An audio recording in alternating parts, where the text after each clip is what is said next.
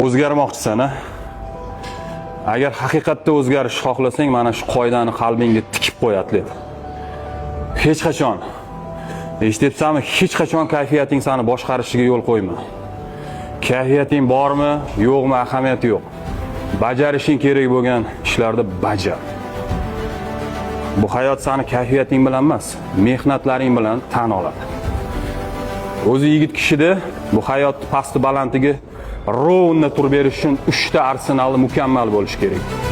Qalbida iymoni, jismoniy kuch-quvvati va moliyaviy ahvoli. Benjamin Franklin. To'g'ri.